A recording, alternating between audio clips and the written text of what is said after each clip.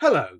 As today is April Fool's Day, I thought I'd take a slight, light-hearted diversion and talk about one of the most famous artificial intelligence hoaxes in history. I'm talking, of course, about the Turk, a chess-playing automaton built by Wolfgang von Kempelen in the 18th century. Von Kempelen was an inventor and author who worked for the royal court and who achieved many genuine successes in the field of what we would nowadays call civil engineering. He would no doubt be astonished and disappointed that his name would live on through history, not for his real achievements, but for this one hoax. This is Wolfgang von Kempelen, born in what is now Bratislava, the capital of Slovakia, where he studied law and philosophy. However, his main interest was in science and mathematics. He spoke several languages, including a little English, which he learned later in life. His first position in the royal court of the Austro-Hungarian Habsburg Empire was as a lowly clerk, but he moved from one position to another, including director of salt mining, gradually rising through the ranks until he became Imperial Royal Court Councillor. In those days, intelligence, talent and hard work, rather than luck, led to advancement in society. In 1769, he attended the court of the Empress Maria Theresa, where he witnessed François Pelletier, the famous French illusionist, performing various magic tricks. In conversation after the act, he promised that he would return with a mechanical device that would top Pelletier's illusions. About 6 months later, he delivered on that promise and presented the Empress with the Turk, which went on display early in 1770. And this is the Turk, or rather it's a modern reconstruction, based on descriptions of the device, since the original was destroyed in a fire in 1854.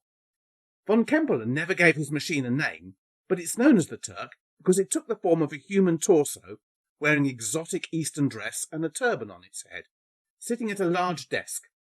On that desk, in front of the figure, was a chessboard. The Turk always rested one of its hands on the desk and made basic hand movements to shift the chess pieces around with the other.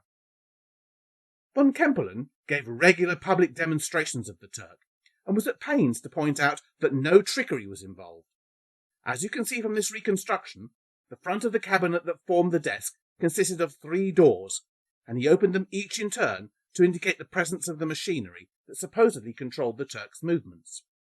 At the start of each demonstration, von Kempelen allowed members of the audience to inspect the machine, and then asked if anybody wanted to challenge it. There was never any shortage of challengers. The machine always played the white pieces, and so it always made the first move. It could nod its head to indicate various things, such as putting the black king in check. If the human made an illegal move, then the Turk would shake its head and return the illegally moved piece to its original position. The Turk was an immediate success, so much so that von Kempelen, in irritation, dismantled it to avoid repeatedly having to demonstrate the thing. However, in 1781, the new Austrian Emperor, Joseph II, ordered him to rebuild it for a state visit of Grand Duke Paul of Russia. The Grand Duke was so impressed that he suggested von Kempelen take the machine on a tour around Europe, leaving the inventor with little choice but to comply. The first leg of the tour was in Paris, then still ruled by King Louis XVI at Versailles. At Versailles, the Turk played many matches and didn't win all of them by any means. Among the players who played the Turk and lost was Benjamin Franklin, then acting as United States ambassador to the court of King Louis. After Paris, von Kempelen took the Turk to London and put it on exhibition for an admission fee of 5 shillings. Of course, there was a great deal of speculation about how the Turk operated. Many believed the device to be a total fraud, claiming that it must contain a chess expert who was either a midget or an amputee. The well-known skeptic at the time, Philip Thickness, published a book called The Speaking Figure and the Automaton Chess Player, Exposed and Detected, in which he claimed that the machine was a hoax, containing a small child who moved the pieces around from inside. Matters weren't helped by the fact that von Kempelen always insisted on demonstrating the Turk while carrying a small wooden box resembling a miniature coffin in his hand, or placing it on the desk by the chessboard, and it was commonly supposed that this was a way in which he could somehow control the machine from the outside. For extra effect, von Kempelen often opened up this box and peered inside it.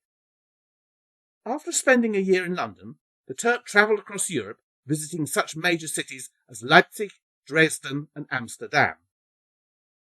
As I said, von Kempelen soon lost interest in his machine after he'd first demonstrated it.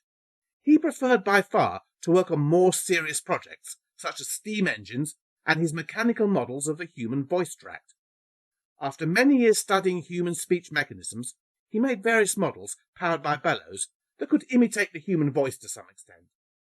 He summarized his work in a book, the English title of which is The Mechanism of the Human Voice, along with a description of a speaking machine.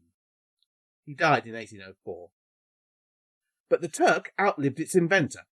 In 1805, von Kempelen's son sold it to Johann Maelzel for 10,000 francs, a musician with an interest in machinery who was famous for being the inventor of the metronome. Accounts tell of how Maelzel had tried to buy the machine from von Kempelen years earlier, who had at the time demanded 20,000 francs for it. In the years that followed, Maelzel took the Turk on tour around Europe again. In 1809, the Turk played what was probably its most famous game, when the Emperor Napoleon challenged it.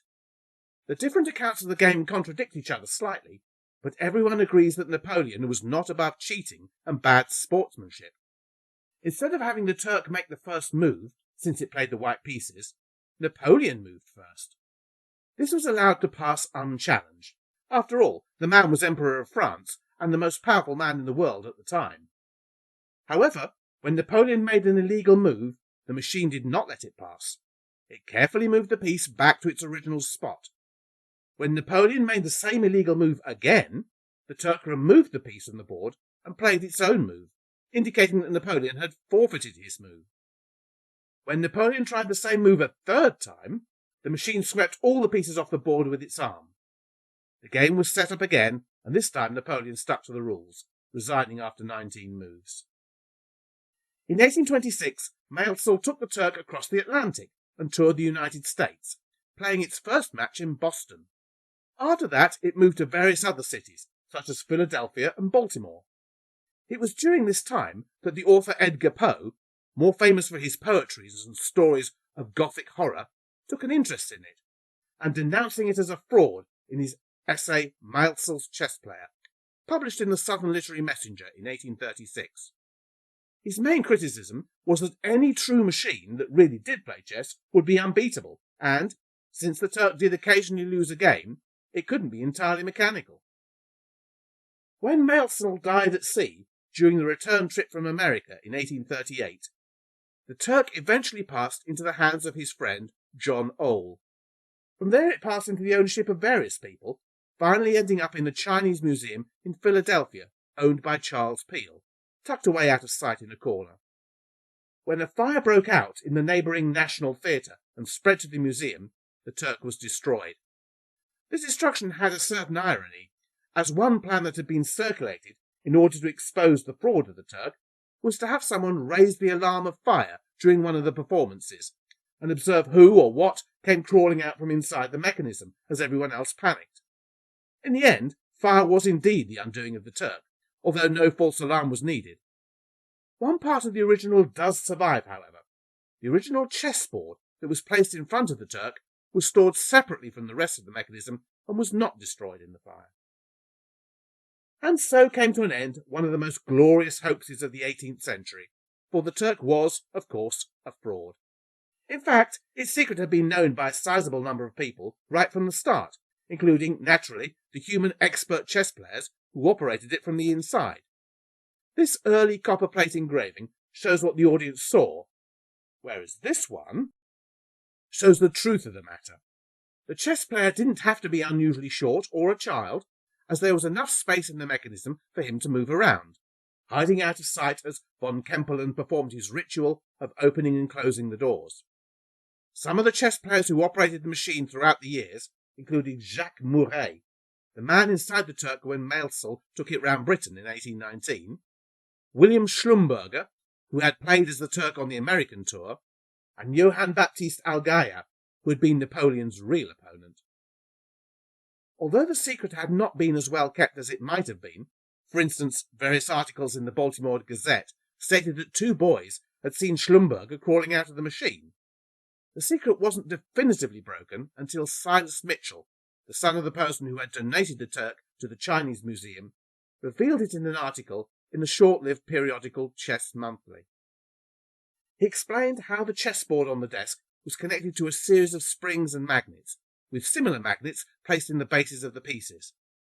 When the Turk's opponent lifted a piece from the board, the corresponding spring under the board bobbed up and down as a result, with another spring tightening elsewhere on the board when the piece was replaced. The concealed player then updated a pegboard version of the chessboard inside the machine, allowing him to track the moves. The Turk's arm was moved through a series of levers connected to a small version of the arm inside the cabinet, in a similar manner to a pantograph. So as the concealed player moved the small arm, the Turk's arm moved to match it. To allow the concealed player to see what was going on, a small candle was hidden inside the cabinet, with smoke from the candle rising up a tube to escape from the cabinet between the folds of the Turk's turban. The small wisps of smoke and the smell were often unnoticeable amongst all the other candles and lamps in the room where the Turk was, but as an added precaution, von Kempelen often demonstrated his machine with a candelabra next to the chessboard on the desk. Early pictures of the Turk often show him holding some sort of long smoker's pipe in his hand, also to help disguise smoke and smell. So, here ends the story of the first and greatest hoax in the field of both chess and artificial intelligence. However, part of the Turk's legacy is that it spawned the interest in creating machines, real ones, that could indeed beat a chess player. Here you see Deep Blue, a chess-playing supercomputer and one of the Turk's spiritual descendants, playing against Garry Kasparov, widely considered to be the greatest human chess player who has ever lived, in February 1996. Kasparov beat Deep Blue on that occasion 4 points to 2, by winning 3 of his 6 games against the machine and drawing 2 more. However, when a rematch was held the next year, Deep Blue won by a tiny margin of 3.5 points to 2.5, thus proving that less than 200 years after von Kempelen first proposed that a machine could actually beat a human chess expert, it was demonstrated that even the greatest players alive could be beaten. I like to think that Deep Blue's success might have made von Kempelen proud, had he been able to witness it. And that's the end. I hope you enjoyed this little light-hearted interlude. Next week it's back to the grindstone, with more theory and JavaScript code. In the meantime, if you like this video, please consider clicking on the like button, sharing the video with others, and leaving a comment below. Thank you.